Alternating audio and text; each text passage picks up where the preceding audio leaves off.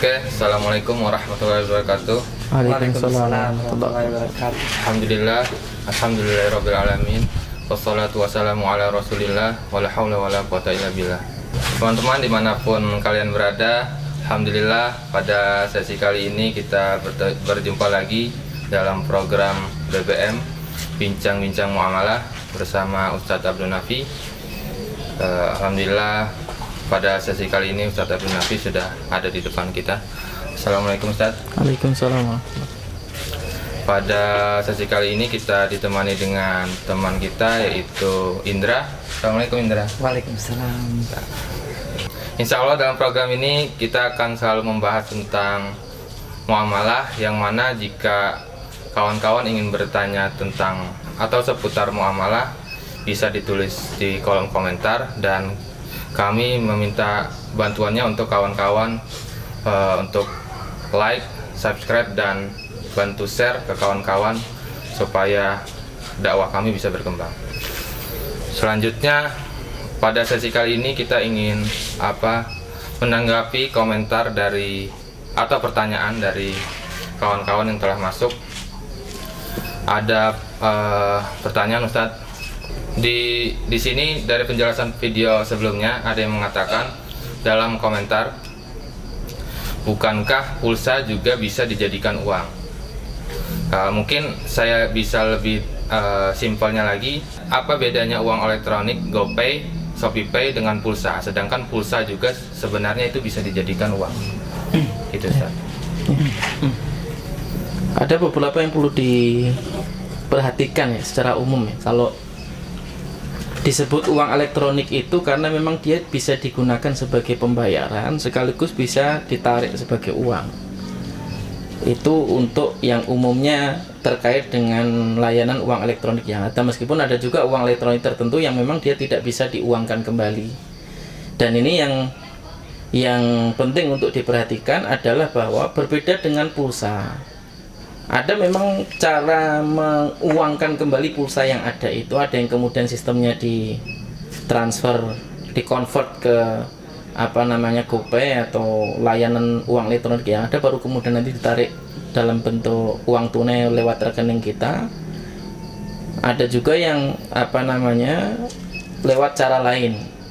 Tapi itu semua menunjukkan bahwa ketika penarikannya itu tidak instan, sejatinya dia ada proses terlebih dahulu untuk diuangkan.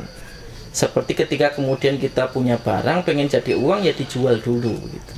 Baru kemudian nanti ada proses kembali menjadi uang sebagaimana yang kemudian kita inginkan. Berbeda dengan uang elektronik yang dia bisa ditarik seketika tanpa perlu diproses tertentu tadi itu. Jadi sejatinya pulsa itu adalah komoditas, berbeda dengan uang elektronik yang memang dia bukan komoditas ketika dia bisa ditarik ulang, ya, bisa dicairkan lagi. Berbeda dengan uang elektronik dari layanan tertentu yang memang dia tidak bisa diuangkan, hanya bisa dipakai. Ya, jadi ini yang penting untuk diperhatikan. Kalau masalah bisa diuangkan, ya hari ini apa yang nggak bisa diuangkan? Ya? Semua bisa diuangkan. Ya, kalau mau lebih praktis lagi, ya udah tinggal transfer pulsa, nanti temannya suruh bayar yang mau kan sia-sia. yang mau ngasih kita uang gitu kan.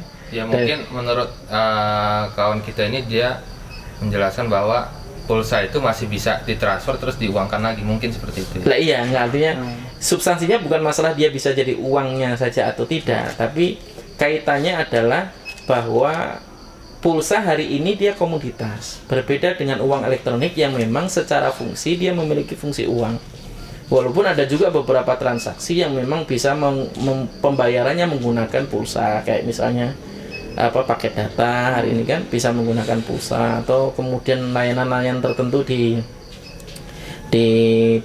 provider tertentu yang kemudian memang bisa dilakukan pembayarannya dengan menggunakan pulsa. Tapi sekali lagi bahwa pulsa sampai hari ini dari yang saya pahami itu masih berupa komoditas. Dia tidak bisa langsung ditarik dalam bentuk uang, tapi dia harus melalui proses terlebih dahulu baru kemudian dia bisa ditarik menjadi uang. Berbeda dengan uang elektronik. Wallahu a'lam bishawab.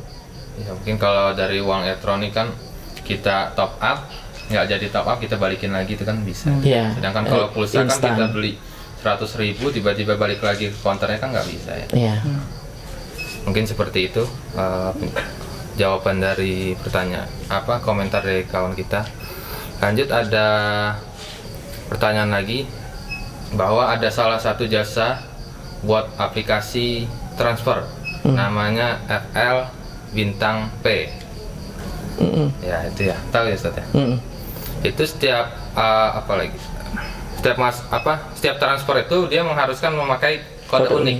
Nah, akan tetapi kode unik itu kalau misalnya sudah sampai 10.000 itu masih udah kita bisa tarik lagi. Jadi kode unik itu tetap buat kita. Itu gimana menurut pendapat Ustaz? Secara umum dari sisi layanan jasanya tidak ada masalah. Jadi ketika kita top up 100 dengan kode unik tertentu, nanti nilai saldo kita ya 100 plus kode unik itu misalnya kan. Kan memang selama yang saya pahami sampai hari ini aplikasi itu masih free. Iya. Artinya tidak ada biaya administrasi, tidak ada akun berbayarnya dan lain sebagainya. Jadi ada kode unik itu. Nah iya, dia menambahkan kode unik untuk membedakan siapa yang mengirim. Iya. Artinya karena di sana semacam rekening bersama menampung uang itu untuk nanti memilah-milah dari sistem aplikasinya untuk memilah ini punya siapa uang itu. Secara umum layanan itu tidak ada masalah. Secara umum tidak ada masalah. Artinya dari pelaksanaannya justru itu yang fair. Kode unik itu tetap jadi milik kita ketika dengan nilai tertentu nanti kita bisa ambil kembali. Dan itu tidak ada masalah saya kira. Ya secara umum aplikasi itu tidak ada masalah karena memang tidak ada unsur kezaliman di sana. Artinya apa yang kemudian diberikan itu tetap menjadi tetap menjadi milik yang memberikan karena memang statusnya kan dititipkan saja. Ya. Kemudian dari aplikasi penggunaannya juga tidak ada masalah karena dia tidak ada tambahan cas, tidak ada tambahan biaya sehingga secara umum tidak ada masalah. Jadi kalau misalnya kode unik itu nggak ada, bukan riba atau gimana ya? Bukan, ya? Bukan, karena itu kan tetap milik kita. Kalau riba itu kita berhutang atau kita terkait dengan jual beli tertentu yang kemudian ada tambahannya, itu jadi riba. Malah menurutku ini aplikasi top banget saja. Kirim gratis, ini gratis dibandingkan layanan-layanan lain kan ada administrasi, ada ininya. Secara umum ini aplikasi bagus sebenarnya. Cuman nanti dari sisi keamanan dan lain sebagainya itu juga nanti bagian dari yang penting juga untuk diperhatikan karena memang aplikasi terkait dengan uang ini kan riskan ya.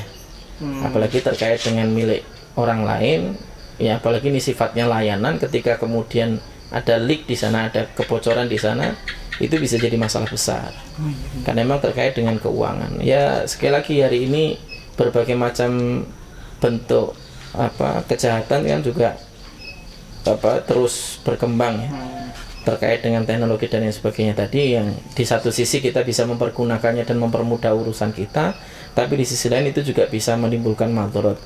Maka salah satu di antara yang penting untuk diperhatikan ketika secara security, secara keamanannya itu bisa dijamin, nggak ada masalah insya Allah. Dari sekilas apa yang kemudian didapati sampai hari ini, layanan itu tidak ada masalah.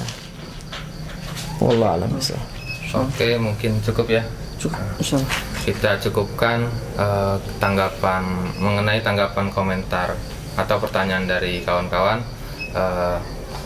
Untuk kawan-kawan yang mungkin masih ingin bertanya tentang muamalah atau kendala-kendala seputar muamalah, bisa tulis di komentar dan bantu channel dakwah kami dengan cara subscribe, like, dan serta share ke kawan-kawan.